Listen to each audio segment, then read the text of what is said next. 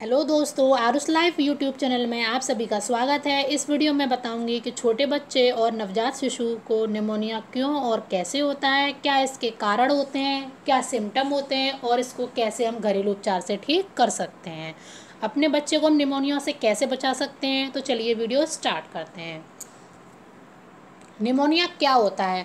तो निमोनिया होता है वो बैक्टीरिया और वायरस जब लंग्स यानी फेफड़े को जब इन्फेक्ट करते हैं, तो उसके कारण क्या होता है कि जो बच्चे की जो सांस नली होती है वो अफेक्टेड हो जाती है। उससे बच्चों को सांस लेने में काफ़ी प्रॉब्लम होती है। इसको ही हम निमोनिया कहते हैं। यह मोस्टली उन बच्चों को होता है जिनका इम्यून सिस्टम काफ़ी वीक होता है, तो उसके उनमें निमोनिया के चांसेस ज़्यादा होते हैं। यह एक या दोनों फेफड़े मतलब लंग्स हमारे दो होते हैं, तो कभी कभी ऐसा भी होता है कि ये एक को भी अफेक्ट कर सकता है। अगर ज़्यादा हो जाता है तो ये दोनों लंग्स को भी अफेक्ट कर सकता है। उससे बच्चों को सांस लेने में ज़्यादा प्रॉब्लम हो जाती है, तो हमें इस चीज़ का तुरंत तुरंत उपचार करना चाहिए। हम बात करेंगे कौन सा कारण होते हैं जिससे हमारे बच्चे को निमोनिया हो जाता है। तो बैक्टीरियल, वायरस या एल्गल कोई भी इन्फेक्शन हो सकता है जिससे हमारे बच्चे को लंग्स इन्फेक्शन हो जाता है, तो निमोनिया हो जाता है। या 2 या 3 के बाद दिखाई देते हैं लक्षण। जो इसके जो लक्षण होते हैं वो 2 या 3 दिन के बाद दिखाई देना शुरू होते हैं, क्योंकि बच्चों को पहले हल्का हल्का इन्फेक्शन होना शुरू होता है। फिर जब 2 या 3 दिन हो जाते हैं तो उसको सांस लेने में दिक्कत होती है, वो दिन के हिसाब से बढ़ती जाती है। तो हमें इसका जल्दी से जल्दी उपचार करना चाहिए। या कोई फ्लू भी हो सकता है, या अगर हमारे बच्चे को फीवर हो रहा है या सर्दी हो गई है, सर्दी की वजह से क्या होता है काफ़ी कंजस्टेड हो जाता है अंदर, तो सांस लेने में दिक्कत होती है, कफ जमा हो जाता है, तो ये सारी प्रॉब्लम भी निमोनिया के चांस को बढ़ा देते हैं। अब क्या सिम्टम होते हैं? जैसे बच्चे को पसीने के साथ फीवर आ रहा है, ये सब सिम्टम मैं बताऊंगी। जैसे कपकपी वाला फीवर, कंपन हो रहा है बच्चों में। बच्चे को जब फीवर है तो काफ़ी ठंड लग रही है और फिर पसीना भी आ रहा है, बच्चा कप कप आ रहा है। या बहुत ज़्यादा खांसी है, बच्चे को खांसी के साथ बलगम आ रहा है। या बच्चे को भूख नहीं लगती है। बच्चा तेज़ तेज़ लंबी लंबी सांस ले रहा है, क्योंकि जो सांस निमोनिया में सांस नली अफेक्ट होती है, तो उसकी वजह से क्या है कि नॉर्मली सांस नहीं ले सकता बच्चा।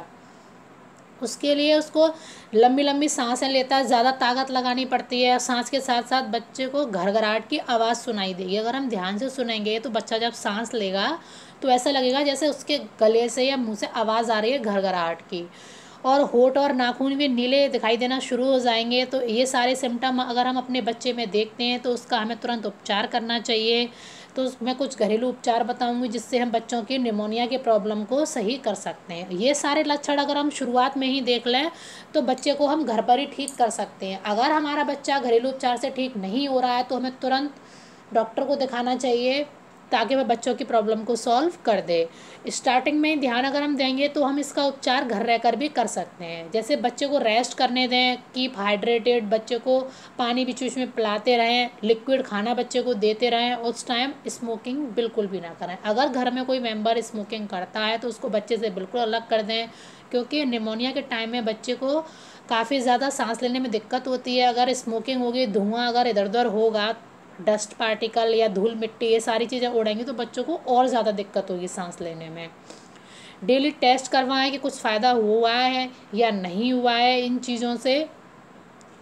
और बच्चे की सर्दी को कम करने का वो करें, प्रयोग करें, मतलब कम करने का उपचार करें कि बच्चे को हम सर्दी को कैसे जल्दी से जल्दी ठीक कर सकते हैं। तो इन सब सारी चीज़ों के लिए हम घरेलू उपचार भी कर सकते हैं। जैसे अगर बच्चे को ज़्यादा खांसी हो रही है तो खांसी को ठीक करने के लिए अदरक और शहद हम मिला के दे सकते हैं, या अदरक, शहद, तुलसी का रस मिला कर दे सकते हैं बच्चे को। क्योंकि अगर निमोनिया के टाइम में अगर बच्चा ज़्यादा खांसेगा तो उसको सांस लेने में तो वैसे ही प्रॉब्लम है, और अगर उसको खांसी आएगी तो बच्चे को और ज़्यादा दिक्कत हो सकती है। अब अपने बच्चे को कैसे बचा सकते हैं? तो वैक्सीनेशन की जो प्रोसेस होती है वो अगर हम टाइम टू टाइम करवाते रहेंगे तो बच्चे को निमोनिया और भी जो बीमारियां होती हैं उन सब के चांसेस ना के बराबर हो जाएंगे। बच्चे की साफ़ सफाई का विशेष करके ध्यान रखें, और बच्चे को स्मोकिंग फ्री एनवायरनमेंट में रखें जहाँ पर कोई धुआं प्रदूषण करने वाला ना हो। उससे क्या है, ये सारी चीज़ें बच्चे के जब सांस लेता है तो नली के थ्रू अंदर जाती हैं, तो ये बच्चे के फेफड़ों के लिए अच्छी नहीं होती। अच्छा न्यूट्रिएंट वाला खाना ही बच्चों को खिलाएं। एक्स्ट्रा केयर करें इस टाइम, ताकि बच्चे को सर्दी, खांसी इन सारी चीज़ों से दूर रखा जा सके, तो बच्चे को निमोनिया नहीं होगा।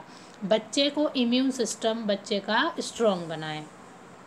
बच्चे की अगर हम केयर करेंगे, साफ़ सफाई का ध्यान रखेंगे, वैक्सीनेशन टाइम टू टाइम कराएंगे, ये सारी प्रोसेस अगर हम टाइम टू टाइम कराएंगे तो बच्चे का इम्यून सिस्टम स्ट्रॉन्ग होगा। अगर हमारे बच्चे का इम्यून सिस्टम स्ट्रॉन्ग होगा तो उसको बीमारी जल्दी नहीं लग पाएंगी। और ये सारी प्रॉब्लम जो बीमारी होती हैं, निमोनिया, सर्दी, खांसी, ज़ुकाम, बुखार, ये सारी प्रॉब्लम से हमारा बच्चा दूर रहेगा। तो बस इस वीडियो में इतना ही था। अगर आपको हमारा वीडियो पसंद आए तो आप लाइक कीजिएगा, दोस्तों के साथ शेयर करना मत भूलिए। आप हमारे चैनल का सब्सक्राइब बटन दबा लीजिए ताकि आपके पास नेक्स्ट वीडियो का नोटिफिकेशन आ जाए। धन्यवाद।